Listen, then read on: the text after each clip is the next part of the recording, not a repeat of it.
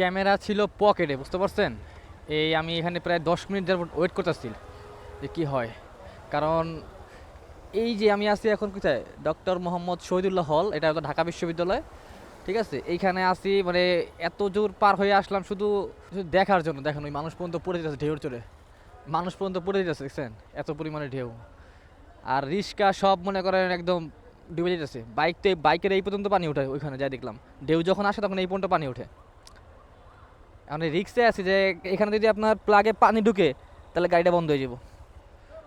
এই যে দেখেন পিছনে ভাইরা আসলে ই করতেছে, মানে সাহস পাইতেছে না। যেমন বড় বড় প্রাইভেট কার দেখেন পিছনে ব্যাক করতেছে, ওই দেখেন প্রাইভেট কার অবস্থা কি। এখন আমি কি এই রিক্সা নিতে পারি?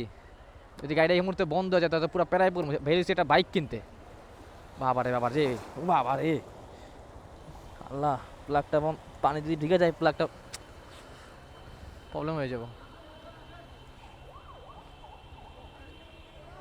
আর ওই দিক দিয়ে হলো পুরো জ্যাম। ওই দিক দিয়ে আবার মনে করেন যে 3-4 জন ঠেলতেছে বাইক। এই দেখে বাইক মনে হয় বন্ধ হয়ে গেছে। এই যে ভাই রিক্স নেবো না, ওভার।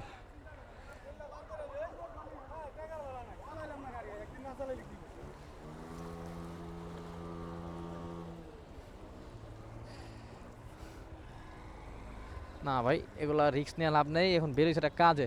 ভাই রিক্স নিলাম না, চলে যাই। রিক্স নিলে আপনার সমস্যা, গাড়ি বন্ধ হয়ে গেলে। বাবারে দেখেন ওই যে পাসার দেখেন কি অবস্থা, পিক আপ ফাড়াইছে এখান থেকে। হাই রে ভাই, রিক্স নিয়ে না ভাই। চেষ্টা করছিলাম কারণ এই মুহূর্তে আসি একটু ইমার্জেন্সিতে, বুঝতে পারছেন? আর সেই এমার্জেন্সিতে আসি, এখন যদি আমি আপনার রিক্স নিয়ে যাই, যদি গাড়িটা কোনো মতে বন্ধ হয়ে যায় তাহলে অবস্থা খারাপ। এই গাড়ি এখন আমি কেমনে খুলবো আর কেমনে কি প্লাগ পরিষ্কার করবো?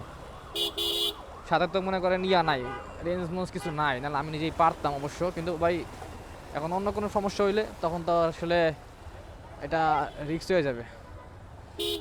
তখন বলতাম যে ভাই 2 কিলোমিটার ঘুরতাম, আর নাইলে আপনার মনে করেন 1 ঘন্টা ওয়েট করতাম, তাও ভালো।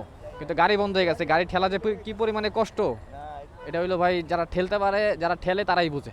এই ঢাকা মেডিকেলের পাশে যে মানে সব গাড়ি এখন এখানে ঢুকতেছে, প্রচুর পরিমাণে জ্যাম, প্রায় গাড়ি বন্ধ হয়ে যায়। ওই যে সামনে সিএনজি বন্ধ হয়ে গেছে, রাস্তাঘাটে আরো 10টা গাড়ি দেখছি বন্ধ হয়ে গেছে বৃষ্টির কারণে।